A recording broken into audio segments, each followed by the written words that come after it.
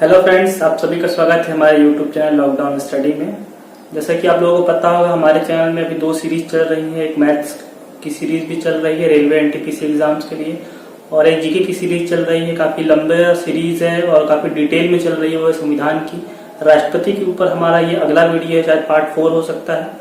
और पिछले वीडियो में मैंने डिस्कस किया था कि महाभियोग का प्रोसेस कैसे होता है राष्ट्रपति के ऊपर, उसके वेतन कितने हैं, वेतन बढ़ा के 5 लाख कर दिया गया है, और जो उसके अनुमोदक होते हैं, प्रस्तावक होते हैं, और पदावधि कितनी होती है, ये सभी चीजें क्या हम पहले वीडियो में डिस्कस कर चुके हैं। ठीक है, और इसके आगे एक बात मैं पिछले वीडियो में बताना भूल गया, जब राष्ट्रपति पर महाभियोग का प्रोसेस होता है उस समय जो सदन के सभी सदस्य क्या होते हैं उसकी वोटिंग में भाग लेते हैं, और विधानसभा जो राज्यों की होती है उसके सदस्य उसमें भाग नहीं लेते हैं। जबकि राष्ट्रपति के निर्वाचन मंडल में मैंने बताया था कि जो निर्वाचित सांसद होते हैं और निर्वाचित जो विधायक होते हैं राज्यों की, वो ही भाग लेते हैं। लेकिन जब महाभियोग का प्रोसेस होता है, सदन के जो नॉमिनेटेड मेंबर होते हैं, जैसे राज्यसभा में 12 होते हैं और लोकसभा में मैंने बताया 2 एंग्लो इंडियन होते हैं, तो वो लोग भी क्या होते हैं उसमें वोट डालते हैं जब राष्ट्रपति को उसके पद से हटाने की प्रोसेस, इम्पीचमेंट या महाभियोग की प्रोसेस जब हो रही होती है।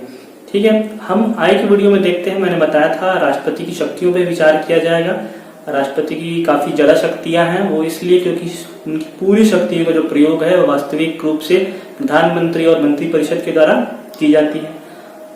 एक्चुअली जो हमारा मॉडल है संसदीय सरकार का, ये ब्रिटेन से लिया गया है, और ब्रिटेन में क्या है, जो वहाँ की जो राजा और रानी की जो पोजीशन है, वही जो पोजीशन होती है वो हमारे यहाँ राष्ट्रपति होती है। राष्ट्रपति हमारे भारत देश का प्रथम नागरिक होता है, सभी पावर उसके पास होती है। लेकिन जितनी भी पावर मैं अभी राष्ट्रपति की बताने वाला हूँ, वो सभी पावर का जो उपयोग है वो देखा जाए तो इनडायरेक्ट रूप से कौन करते हैं, प्रधानमंत्री और उनकी मंत्रिपरिषद के सलाह से होता है। जो भी राष्ट्रपति क्या होता है, सिर्फ क्या होता है, कह सकते हैं कि आप सिर्फ वहां पे स्टैंप लगने का काम होता है, या रबर स्टैंप भी बोलते हैं हम राष्ट्रपति को।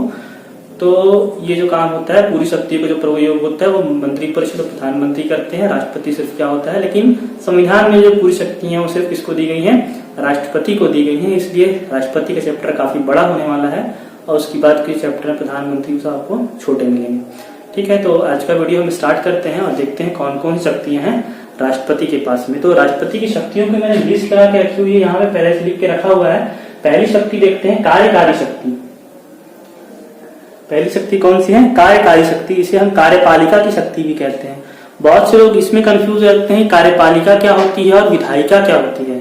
ठीक है, तो उसके लिए किसी और वीडियो में डिटेल में देखेंगे। मैं आपको शॉर्ट में ही बता सकता हूँ। कार्यकारी मतलब जो एग्जीक्यूटिव पावर होती है, और विधायिका जो होती है जो नियम और कानून बनाने की, जो संसद में जो नियम और कानून बनते हैं वो क्या होते हैं, पूरी क्या होती है, वो एक प्रकार की विधायिका होती है। विधेयक संबंधी प्रावधान या विधान या कानून संबंधी जो प्रावधान होते हैं वो विधायिका होती है। और जो एग्जीक्यूटिव जो मंत्रिपरिषद हो गया या मंत्रिमंडल जो हो गया, उसको हम क्या कहते हैं, कार्यपालिका कहते हैं। ठीक है, जो काम क्या करते हैं, बने हुए कानून को एग्जीक्यूट कराने का जो काम करते हैं उसको हम कहते हैं कार्यपालिका। ठीक है, तो पहली शक्ति हम देखते हैं कार्यपालिका को। इसको इंग्लिश में कहते हैं हम, यहाँ शॉर्ट मैंने ब्रैकेट में लिख रखा हुआ है, एग्जीक्यूटिव पावर्स। ठीक है, दूसरी शक्ति होती है विधायी शक्ति। उसको क्या कहते हैं, लेजिस्लेटिव पावर कहते हैं। विधायी शक्ति कानून बनाने से संबंधित शक्ति, जो उसके जो कुछ प्रावधान होंगे।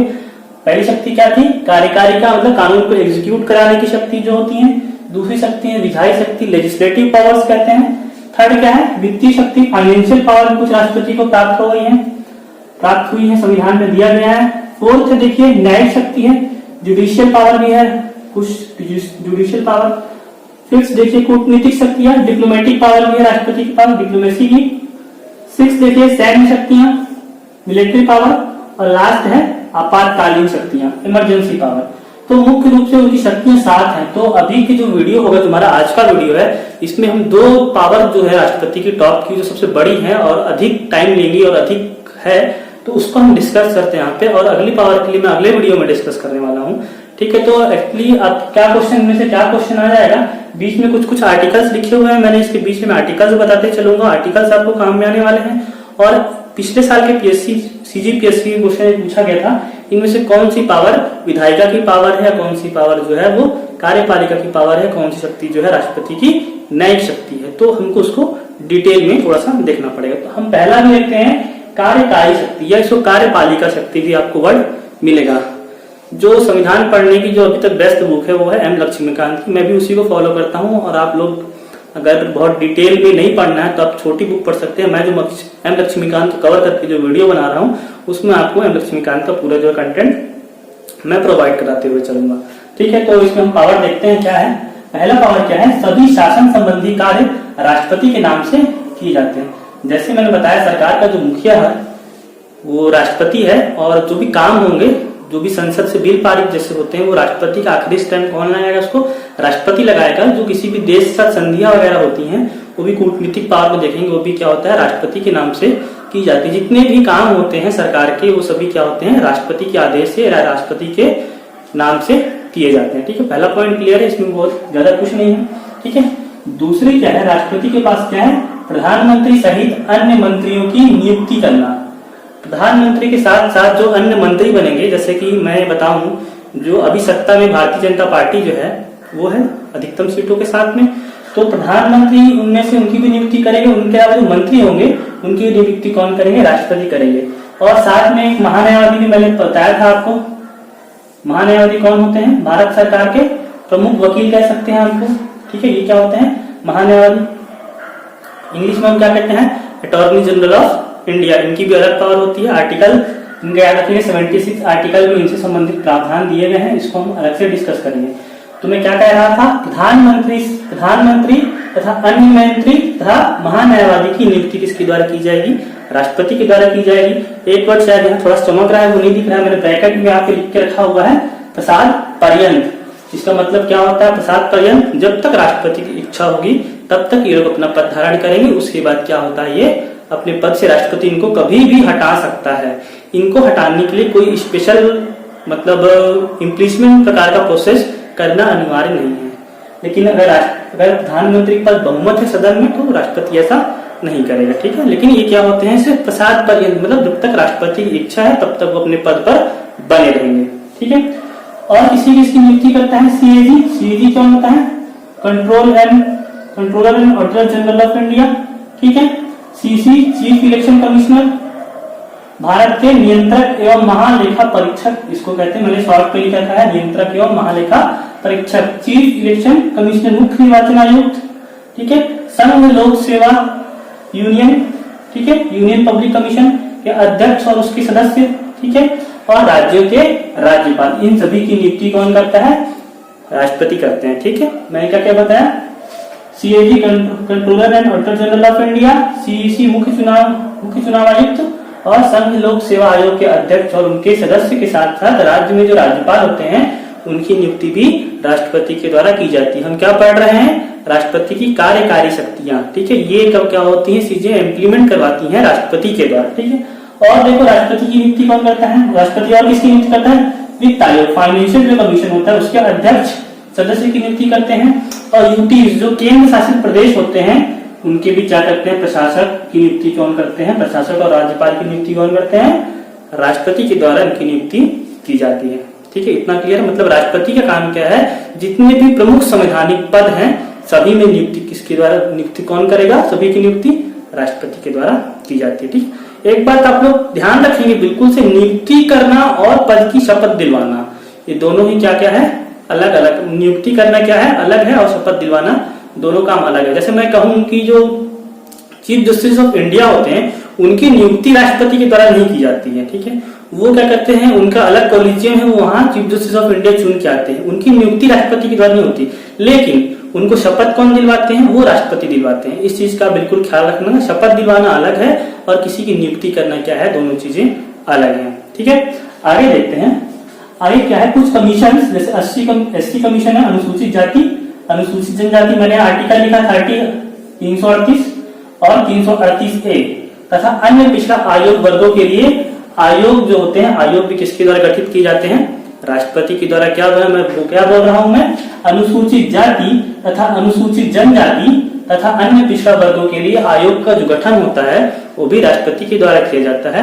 और इसके लिए मैंने आर्टिकल लिख के रखे हैं, मतलब आर्टिकल मैंने कौन सा आर्टिकल अभी बताया, एक आर्टिकल मैंने बात की 76 की जो कि महान्यायवादी के लिए है, दूसरा आर्टिकल की बात कर रहा हूँ 338 जो कि अनुसूचित जाति के लिए है, और 338A अनुसूचित जनजाति के आयोग जो बने हैं वो इस आर्टिकल के तहत बने हुए हैं। ठीक है, तो इनकी नियुक्ति या इनका जो आयोग का गठन कौन करेगा, राष्ट्रपति के द्वारा किया जाएगा। ये सब कार्यकारी शक्तियां हम देख रहे हैं। उसके बाद अंतरराज्यीय परिषद 263 याद रखेंगे, 263 आर्टिकल में अंतरराज्यीय परिषद के गठन का भी प्रावधान दिए गए। अंतरराज्यीय परिषद क्या होती है, जैसे केंद्र और राज्यों के मध्य कुछ विवाद हो जाते हैं तो एक परिषद का निर्माण किया जाता है जिसमें केंद्र के कुछ मंत्री और राज्य के भी कुछ मुख्यमंत्री मंत्री वगैरह होते हैं। उसके लिए आर्टिकल 263 अलग है। सिर्फ आपको अभी मैं ये बताना चाह रहा हूँ कि जो अंतरराज्यीय परिषद होता है उसका भी गठन कौन करता है, राष्ट्रपति के द्वारा किया जाता है, ठीक है। और अनुसूचित क्षेत्र घोषित करना, किसी भी भारत के अंतर्गत किसी भी क्षेत्र को राष्ट्रपति क्या कर सकता है, अनुसूचित क्षेत्र घोषित कर सकता है और वहां का जो प्रशासन है वो अपने हाथ में ले सकता है या कोई व्यक्ति अलग से वहां पे नियुक्त कर सकता है। मेनली क्या होता है, राज्यपाल के द्वारा सीधा प्रशासन उन सभी जगहों में जिस क्षेत्र को राष्ट्रपति क्या कर सकते हैं, अनुसूचित क्षेत्र घोषित कर देते हैं, वहां पे क्या होता है, राष्ट्रपति का सीधा नियंत्रण हो सकता है और किसी भी क्षेत्र को क्या कर सकते हैं, अनुसूचित क्षेत्र घोषित कर देते हैं। तो ऐसा करने से क्या होता है, उस विशेष इलाके के जो आदिवासी जनजाति होता है उनकी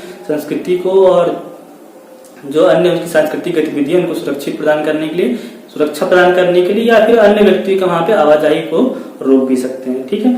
आगे शक्तियां देखते हैं। तो ये जो प्रमुख हो गई, ये क्या हो सकती हैं, कार्यकारी शक्तियां थी जो राष्ट्रपति की। इसके अलावा कुछ और शक्तियां हैं, उनको मैंने यहाँ मेंशन नहीं किया है। जो इंपॉर्टेंट शक्तियां वो मैं आपको यहाँ पे बता दे रहा हूँ। दूसरी शक्ति जो बहुत इंपॉर्टेंट है, विधायी शक्तियों की बात करते हैं। विधायी शक्तियां क्या होती हैं, विधायी शक्ति मतलब कानून बनाने से संबंधित शक्तियां जो होती हैं उसको हम क्या कहते हैं, विधायी शक्तियां कहते हैं।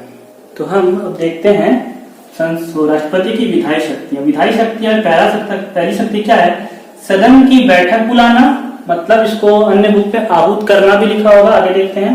सत्रावसान करना, सत्रावसान करने का मतलब होता है बैठक को खत्म कर देना, उसका ये लिखा होगा विघटन, ठीक है। और एक लास्ट है संयुक्त अधिवेशन। इस चारों चीजों को मैं क्लियर करता हूं, लोग बहुत डाउट में रहते हैं। सदन की बैठक बुलाना मतलब सत्र का आहूत करना, इसके लिए आर्टिकल 85 देखना लिखा हुआ है, ठीक है।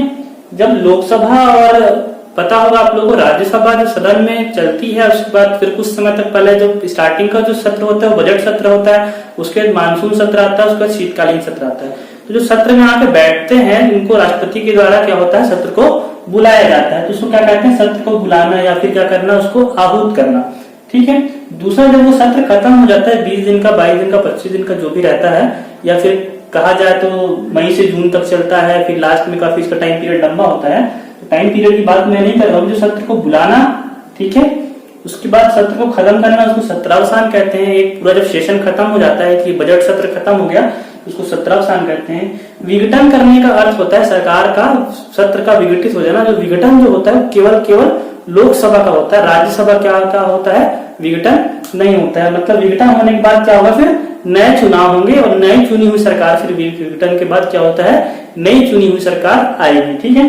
तो क्या मैंने बताया, सत्र को बुलाना और सत्र को खत्म करना और विघटन करना, ये क्या है, राष्ट्रपति का कार्य है। मतलब ये क्या है, विधायी शक्तियां, मतलब कानून बनाने से संबंधित शक्ति। जब सत्र आके बैठेगा उसके बाद ही वहां पे कानून और नियम बनेंगे, इसलिए क्या है, इसको विधायी शक्तियां लिया जाता है। विघटन मतलब जो सरकार गिर जाती है, सरकार के पास बहुमत नहीं रहता है, तो क्या करते हैं, राष्ट्रपति या प्रधानमंत्री के आग्रह पर भी क्या कर सकते हैं, वो विघटन कर सकते हैं। लेकिन विघटन किसका होगा, सिर्फ और सिर्फ लोकसभा का, ठीक है। संयुक्त अधिवेशन के लिए आर्टिकल याद रखेंगे 108 लिखा हुआ है मैंने। संयुक्त अधिवेशन क्या होता है, जब कोई प्रस्ताव एक सदन से पारित हो जाता है, दूसरे सदन में रुक जाता है या अटक जाता है, या फिर ऐसा हो जाता है कि उस पर कोई निर्णय नहीं लिया जा रहा है, तो क्या करता है, राष्ट्रपति संयुक्त अधिवेशन भी बुला सकता है। आर्टिकल 108 के तहत संयुक्त अधिवेशन में क्या होता है, दोनों सदन, लोकसभा और राज्यसभा दोनों के मेंबर आके बैठते हैं और फिर चर्चा होती है। उस समय जब ये चीज बहुत याद रखने योग्य है, बार बार क्वेश्चन आते हैं, संयुक्त अधिवेशन जब बैठेगा तो उस अधिवेशन की जो अध्यक्षता होगी वो लोकसभा के अध्यक्ष द्वारा की जाएगी। लोकसभा अध्यक्ष करेंगे, उस सदन की अध्यक्षता करेंगे, ना कि राज्यसभा अध्यक्ष उस सदन की अध्यक्षता करेंगे। अध्यक्षता कौन करेगा, लोकसभा अध्यक्ष। मतलब लोकसभा क्या होता है, जो निचला सदन बोल सकते हैं उसको, ठीक है। तो लोकसभा अध्यक्ष उसकी अध्यक्षता करेंगे। तो ये चीजें आई थिंक क्लियर होगी। और एक शब्द इसमें और है, जब मैं लोकसभा पढ़ाऊंगा तो आप बस में डिटेल से बताऊंगा।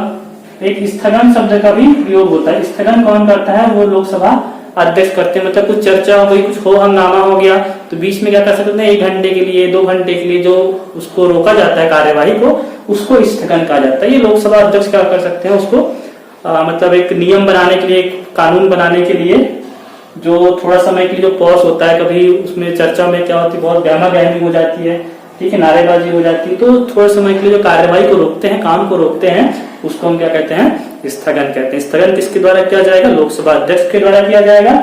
और सत्र को बुलाना, सत्र को खत्म करना और विघटन करना, ये किसके द्वारा किया जाएगा, ये राष्ट्रपति के द्वारा किया जाएगा। ठीक है, अगली शक्ति देखिए, नए चुनाव के बाद तथा प्रत्येक वर्ष संसद के प्रथम अधिवेशन को संबोधित करना। ठीक है, जब नया चुनाव होगा, नया चुनाव किसका होगा, लोकसभा का होगा, राज्यसभा कभी विघटित नहीं होती। ठीक है, तो राज्यसभा में क्या होता है, जो मेंबर आता है फिर वो चला जाता है, मतलब उससे जो कार्यकाल खत्म होता है, फिर दूसरा नया मेंबर क्या होता है, वो चुन के आ जाता है। लेकिन लोकसभा में क्या होते हैं, पूरी सरकार का एक साथ चुनाव होता है। तो जब नया क्या होता है, नए चुनाव के बाद, मैंने क्या लिखा हुआ है, देखिए नए चुनाव के बाद, नए चुनाव के बाद जो पहला सत्र बैठेगी, सरकार बैठेगी, तो पहला अधिवेशन किसका होगा, राष्ट्रपति का होगा। और प्रत्येक वर्ष क्या होता है, संसद के प्रथम अधिवेशन, प्रथम अधिवेशन क्या होगा, फरवरी के में होता है बजट सत्र। तो हर वर्ष जो नया अधिवेशन होगा, पहला अधिवेशन होगा, उसमें क्या हम करेंगे, राष्ट्रपति क्या करेंगे, सत्र को संबोधित करेंगे। राष्ट्रपति सत्र को संबोधित करेंगे, मतलब कि जो प्रधानमंत्री या मंत्री परिषद जो होती है, जो भी उनको लिख के सरकार के बारे में कुछ कार्यवाही और कुछ जानकारी देनी होती है, तो वही क्या होता है, राष्ट्रपति सदन में आकर के सरकार की उपलब्धियां या भविष्य की जो रणनीतियां रहती हैं, उस राष्ट्रपति क्या करते हैं, उसको सदन को अवगत कराते हैं। मतलब जो उनका जो वाक्य या कहूं मैं भाषण जो होता है, वो मंत्री या मंत्री परिषद के द्वारा ही तैयार किया जाता है। ठीक है, तीसरी देखिए विधायी शक्ति जो है, राज्यसभा में 12 सदस्य और लोकसभा में 2 एंग्लो इंडियन की व्यक्तियों की मनोनीत किसके द्वारा की जाती है, राष्ट्रपति की द्वारा। राज्यसभा में 12 व्यक्ति और लोकसभा में 2 एंग्लो इंडियन की मनोनीत कौन करता है, राष्ट्रपति मनोनीत करते हैं। 12 लोग कौन होते हैं, कोई भी 12 लोग नहीं हो सकते हैं, जिनको एक विशेष महारत हासिल होती है 4 क्षेत्रों में। 4 क्षेत्र कौन कौन से हैं, लोक सेवा का क्षेत्र है, लोक, कला, विज्ञान और समाज सेवा। लोक, कला, विज्ञान और समाज सेवा, ये जो 4 क्षेत्र हैं, इनमें कोई पारंगत व्यक्ति होते हैं, उनको क्या कर सकते हैं, राष्ट्रपति 12 व्यक्तियों को क्या कर सकते हैं, राष्ट्रपति राज्यसभा में मनोनीत कर सकते हैं। और 2 व्यक्ति जो एंग्लो इंडियन होते हैं, उनको क्या कर सकते हैं, लोकसभा में मनोनीत करते हैं। एंग्लो इंडियन कौन होते हैं, लोग कंफ्यूज होते हैं। एंग्लो इंडियन वो व्यक्ति होते हैं जिनके पिता या फिर जो कोई जो ऊपर ज्यादा लोग हो गए, वो क्या होते हैं, यूरोपीय मूल के होते हैं, मतलब अंग्रेज होते हैं। यूरोपीय मूल कोई भी व्यक्ति हो सकते हैं और उनका भारत में निवास हो रहा हो, तो ऐसे व्यक्ति का प्रतिनिधित्व क्या होना चाहिए, संसद में होना चाहिए ऐसे समाज का। इसलिए लोकसभा में भी क्या है, 2 एंग्लो इंडियन की नियुक्ति राष्ट्रपति करते हैं। अगर वो जरूरी नहीं कंपलसरी करना ही है, लेकिन अगर उनकी कुछ वो नहीं है, मतलब वो निर्वाचित होकर 2 व्यक्ति नहीं आए हैं, तो बिल्कुल एंग्लो इंडियन की राष्ट्रपति क्या कर सकते हैं, वहां पे मनोनीत कर सकते हैं 2 व्यक्ति को। अगर कोई एंग्लो इंडियन चुन करके आ जाते हैं लोकसभा चुनाव जीत करके, तो ये जरूरी नहीं है कि वहां पे मनोनीत किया जाए। ठीक है, अगर चुनाव जीत के नहीं आते हैं तो राष्ट्रपति 2 व्यक्ति को मनोनीत कर सकते हैं। राज्यसभा में 12 याद रखेंगे और लोकसभा में 2। एक चीज और बता दूं, जो सचिन तेंदुलकर जैसे कि लोकसभा में जाते हैं, तो वो खेल से नहीं जाते हैं कि खेल के क्षेत्र में बहुत अच्छा किया है उन्होंने, समाज सेवा के क्षेत्र से शायद उनको राज्यसभा में मनोनीत किया गया, क्योंकि खेल के क्षेत्र से राज्यसभा में मनोनीत नहीं किया जा सकता है। ठीक है, मनोनीत करना। ठीक है, अब अगली क्या है, संसद सदस्यों की निर्भरता पर निर्णय करना। इलेक्शन कमीशन, राष्ट्रपति के पास ये पावर है। अगर संसद चुनाव में कि सदस्य की सदस्यता पे कोई सवाल उठते हैं कि सदस्य निर्भर मतलब यहाँ पे योग्य नहीं है, तो इसका निर्णय कौन करेगा, राष्ट्रपति करेगा। निर्णय कैसे करेंगे, इलेक्शन कमीशन, चुनाव या निर्वाचन आयोग के परामर्श पे क्या करेंगे, राष्ट्रपति निर्णय करेंगे। राष्ट्रपति यह निर्णय करेंगे कि कोई सदन का जो सदस्य है वो सदन में बैठने योग्य है या नहीं, उसकी सदस्यता रहेगी या नहीं रहेगी। ठीक है, अगला देखिए, कुछ प्रस्ताव राष्ट्रपति की सहमति से ही पेश होते हैं, कहा, सदन में। कुछ ऐसे भी प्रस्ताव हैं जिनको अगर राष्ट्रपति सहमति ना दे तो सदन में पेश नहीं हो सकते। वो प्रस्ताव कौन कौन से प्रस्ताव, जैसे कि किसी राज्यों की सीमाओं में परिवर्तन करना, किसी राज्यों के नाम में परिवर्तन करना, ठीक है, या तो कुछ भारत की जो संचित निधि होती है, मतलब जो कोष होता है, उसके संबंधी कुछ वहां से धन निकालना, साधारण शब्द में कहूँ तो धन विधेयक ही कह सकते हैं उसको। तो ये सब चीजों को प्रस्ताव सदन में रखने से पहले राष्ट्रपति की क्या होती है, अनुमति लेना पड़ता है। ठीक है, तो कुछ प्रस्ताव ऐसे हैं जो राज्यों की सीमा में परिवर्तन करना, राज्यों को बदलना, राज्यों के नाम बदलना या नए राज्य का निर्माण करना। ठीक है, तो कुछ संबंधित चीजें हैं। या वित्त से संबंधित कुछ चीजें हैं, उनका जो सदन में प्रस्ताव रखने से पहले क्या होता है, राष्ट्रपति से सहमति लेना आवश्यक है। ठीक है, अगली एक पावर देखते हैं राष्ट्रपति की, अध्यादेश जारी करना है। बहुत ही ज्यादा ही इंपॉर्टेंट पावर है। आर्टिकल है इसका 1, 2, 3। अध्यादेश का आर्टिकल क्या है, 123। 123 के तहत क्या होता है, राष्ट्रपति अध्यादेश जारी कर सकते हैं। अध्यादेश क्या चीज होती है, जैसे कि मैं आपको बताता हूँ अध्यादेश क्या चीज होती है। जैसे कि सदन सत्र में नहीं चल रहे, मतलब लोकसभा और राज्यसभा, ये दोनों में से कोई भी एक सदन सत्र में नहीं है, मतलब वो उसकी बैठक अभी जारी नहीं चल रही है, और बहुत ही ज्यादा कुछ इंपॉर्टेंट केस आ गया जिसके में नियम या कानून बनाना बहुत ही ज्यादा इंपॉर्टेंट है, तो उस समय क्या कर सकते हैं, राष्ट्रपति जो है एक अध्यादेश या ऑर्डिनेंस जारी करके क्या कर सकते हैं, कुछ नियम या कानून बना सकते हैं। और उस नियम और कानून की जो मान्यता है बिल्कुल संसद के द्वारा पारित कानून के बराबर ही रहेगी। जैसे हाल ही का एक उदाहरण मैं बताऊं आपको, तो 3 तलाक बिल पे क्या हुआ था, सुप्रीम कोर्ट ने कानून बनाने के लिए कहा था, लेकिन वो लोकसभा से पारित होने के बाद राज्यसभा से पारित नहीं हो पाया था और उस पर चुनाव आ गए थे। तो उस टाइम में क्या हुआ था, राष्ट्रपति ने एक अध्यादेश जारी किया था जो 3 तलाक कानून को रोक मतलब लगाने के लिए।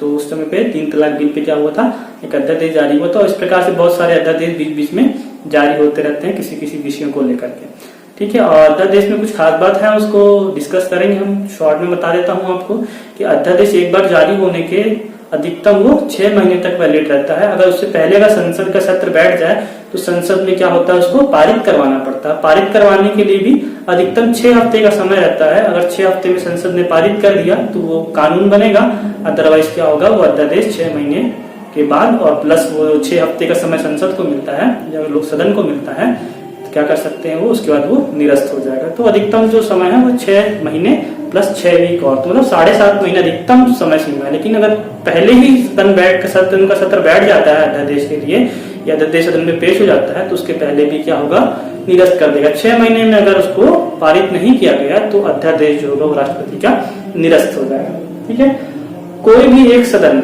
अगर दोनों सदन सत्र में चल रहे हो तो उस समय पर राष्ट्रपति बिल्कुल भी अध्यादेश जारी नहीं कर सकता। इस बात का आप लोग बिल्कुल ख्याल रखिए।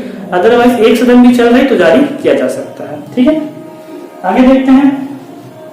CAG control and auditor general, संघ लोक सेवा आयोग, वित्त आयोग की रिपोर्ट जो है संसद में समक्ष रखता है। जो CAG control and auditor general है, ठीक है, उसके बाद जो संघ लोक सेवा आयोग है, वित्त आयोग है, जो इनकी रिपोर्ट्स आती है वो उनको क्या करता है, जो राष्ट्रपति है वो सदन के समक्ष या संसद में प्रस्तुत करता है। ठीक है, ये भी इसकी विधायी शक्ति है राष्ट्रपति की। आगे यूपी में प्रशासन हेतु नियम बनाना, अगर जैसे पांडुचेरी ले लीजिए, पुडुचेरी ले लीजिए, तो क्या है वहां विधानसभा अगर किसी समय विघटित हो जाती है तो उसके लिए भी राष्ट्रपति क्या है, कानून बना सकते हैं। अदरवाइज वो अंडमान निकोबार, लक्षद्वीप, दादर नागर हवेली और जो भी हाल ही में जो बने हैं जम्मू कश्मीर वगैरह, लद्दाख, की सभी के प्रशासन संबंधी राष्ट्रपति कुछ न कुछ कानून या नियम बना सकते हैं। जिस राज्य में विधानसभा होती है वहां ऐसी जरूरत नहीं पड़ती है, लेकिन जहां विधानसभा नहीं है या जहां की विधानसभा विघटित हो गई है उस समय क्या कर सकते हैं, राष्ट्रपति बिल्कुल नियम और कानून उस क्षेत्र के लिए बना सकते हैं। ठीक है, और अगला है प्रस्तावों पर सहमति। इसको भी याद किया, आर्टिकल 111 है ये। ठीक है, 111 ये है वीटो पावर। राष्ट्रपति क्या मैंने लिखा है, वीटो पावर। तो ये सबसे इंपॉर्टेंट है, बहुत बड़ा टॉपिक है। तो राष्ट्रपति से संबंधित प्रस्तावों पर सहमति जो वीटो पावर है वो कुछ ऐसे है कि राष्ट्रपति के पास जब कोई प्रस्ताव आता है पारित होकर के सदन से, तो राष्ट्रपति के पास 3 ऑप्शंस रहते हैं। या तो वो उस प्रस्ताव पर अपनी सहमति दे दें और मुहर लगा करके या साइन करके उस प्रस्ताव को पारित कर दें। दूसरा ये रहता है जो पॉकेट वीटो जिसको कहते हैं हम लोग, वो क्या होता है कि उस प्रस्ताव को अपने पास रोक करके रख सकते हैं अपने पास बहुत दिनों तक। ठीक है, और तीसरा ये होता है किसी भी प्रस्ताव को अगर वो धन विधेयक नहीं है, याद रखना अगर वो धन विधेयक नहीं है तो उसको पुनर्विचार के लिए लौटा सकते हैं बाकी सभी प्रस्तावों को। लेकिन अगर धन विधेयक है तो उसको पारित करना पड़ेगा या तो अपने पास रोक भी सकते हैं। ठीक है, लेकिन वो रोकते नहीं है क्योंकि इसलिए क्योंकि जिसमें मैंने बताया आपको जो पूर्व अनुमति वाले, तो धन विधेयक क्या कर सकते हैं, पूर्व अनुमति से ही सदन में प्रस्तुत होते हैं, फिर उनके पास आता है तो उसको पारित कर देते हैं क्योंकि पहले से ही उनसे अनुमति ली जा चुकी है। तो मोस्टली क्या होता है, धन विधेयक को कभी रोकते नहीं है। ठीक है, और पुनर्विचार के लिए लौटा नहीं सकते हैं। तो मैं क्या बता रहा हूँ कि उनके पास 3 ऑप्शंस होते हैं। पहला ऑप्शन ये है कि उसको प्रस्ताव को पारित कर दें। दूसरा ऑप्शन क्या है कि उसको रोक सकते हैं अपने पास पॉकेट में, जेबी पॉकेट वाला जो होता है, ठीक है, पॉकेट वीटो बोलते हैं उसको। और तीसरा ऑप्शन क्या होता है उनके पास कि उस प्रस्ताव को पुनर्विचार के लिए लौटाते हैं। लेकिन जब पुनर्विचार के लिए लौटाते हैं, अगर फिर से संसद ने उसको पारित करके भेज दिया तो उनको कंपलसरी है कि उनको पारित करना ही पड़ेगा। उसके बाद क्या हो जाता है, वो बाध्य हो जाते हैं उसको करने के लिए। ठीक है, तो ये था राष्ट्रपति कार्यकारी शक्तियां, कार्यपालिका संबंधी और विधायी संबंधी शक्तियां। इसके अगले वीडियो हम देखेंगे क्या है, वित्तीय शक्तियां, न्यायिक शक्तियां, कूटनीतिक, सैन्य और आपातकालीन। ये दो शक्तियां थी, ये काफी बड़ी हो गई अभी एक पूरा वीडियो में, लेकिन ये जो बाकी है ये सब बहुत जल्दी से कवर हो जाएंगी। छोटी शक्तियां हैं, इसमें कोई बहुत ज्यादा डिटेल वाली बात नहीं है। तो इन शक्तियों के साथ साथ क्या करेंगे आप, उनके साथ में आर्टिकल भी याद करेंगे। आर्टिकल याद करते चलेंगे। आर्टिकल 76 किसके लिए हो गया, महान्यायवादी के लिए हो गया। ठीक है, एसटी कमीशन याद कर लीजिए, एसटी कमीशन याद कीजिए। सदन की बैठक बुलाना 17वां विघटन कमीशन में किसमें है, 85 में है। ठीक है, संयुक्त अधिवेशन मतलब तब लोकसभा और राज्यसभा एक साथ बैठते हैं तो 108 बिल्कुल याद रखिए। ठीक है, ये याद रखना, राज्यसभा में 12 व्यक्ति, ठीक है, और लोकसभा में 2 व्यक्ति मनोनीत करते हैं राष्ट्रपति द्वारा। सबसे इंपॉर्टेंट क्या है, ये अध्यादेश आर्टिकल 1, 2, 3, ये बिल्कुल आप लोग इसको इन आर्टिकल्स को याद रखेंगे। और जो मैंने आपको जितना बताया इतना एक बार सिर्फ आप देख लेंगे तो ये दो जो शक्तियां हैं काफी सफिशिएंट हो जाएंगे आपके लिए। ठीक है, तो अगर ये जानकारी अच्छी लगी हो तो आप बिल्कुल मेरे चैनल को लाइक कीजिए, सब्सक्राइब कीजिए। आपके लाइक करने से क्या होता है, मुझे थोड़ी सी मोटिवेशन मिलती है, मैं और अच्छे से वीडियो बनाने की कोशिश करता हूँ। ठीक है, तो मिलते हैं नेक्स्ट जो संविधान का वीडियो रहेगा इन शक्तियों के ऊपर। Thank you.